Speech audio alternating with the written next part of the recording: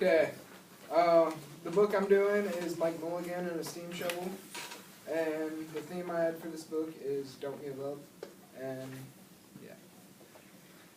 Mike Mulligan had a steam shovel, a beautiful red steam shovel. Her name was Marianne. Mike Mulligan was very proud of Marianne. He always said that she could dig as much in a day as 100 men can a week, but he wasn't sure. Mike Mulligan and Marianne had been digging together for years and years. Mike took such good care of Mary. Mike and Mary and some others dug the deep holes for the cellars for the tall skyscrapers in the big cities. When people stopped and watched them, Mike and Mary used to dig a little faster and a little better. The more people stopped, the faster and better they dug. Some days they would keep as many as 37 trucks busy hauling away dirt. Then along came the new gas shovels and electric shovels and took all the jobs from Mike. Mike and Mary were very sad. All the other steam shovels were being sold for junk or left out in the gravel pits to rust. Mike loved Mary. He couldn't do that to her. He had taken such good care of her that she could still dig as much in a day as 100 men could a week. But he still wasn't quite sure. Everywhere they went, the new gas shovels and electric shovels, and even the new diesel shovels, had all the jobs. No one wanted Mike and Mary anymore.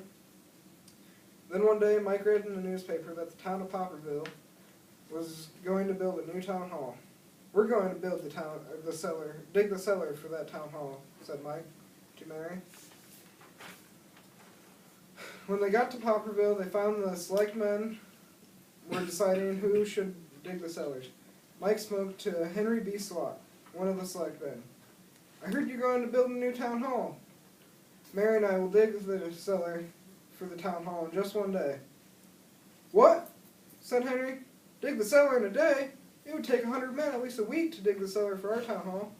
"Sure," said Mike, "but Mary can dig as much in a day as 100 men can a week," though he wasn't quite sure. Then he added, If we can't, you won't have to pay." Henry thought this would be an easy way to get part of the cellar done for free. They started early the next morning, when the sun was coming up. Soon a little boy came along. "Do you think you will have it done by sundown?" he asked Mike. "Sure," Mike said, "if you stay and watch. We always do better when somebody is watching us." So the boy stayed.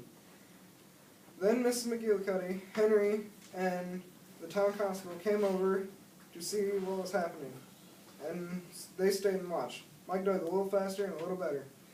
This gave the boy an idea. He ran off and told the postman, the telegraph boy, the milkman, the doctor, and the farmer with his family about what was happening, and they all stopped to watch. That made Mike dig faster and better. They finished the first corner, neat and square, but the sun was getting higher. Clang, clang, clang! The fire department arrived. They had seen the smoke and thought there was a fire. Then the little boy said, "Why don't you stay and watch?" So the fire department stayed. When they heard the engines, the kids in school couldn't keep their eyes on their lesson. The teacher called recess, and the whole school went out to watch Mike and Mary. They finished the second corner, neat and square, but the sun was at the top of the sky. Now the girl who answers the telephone called other towns and told them about what was happening in Popperville. All the people came, and Mike and Mary dug even faster and better. The sun was starting to go down. They finished the third corner, neat and square. Never Mike and Mary had so many people watch them. Never had they dug so fast and so well.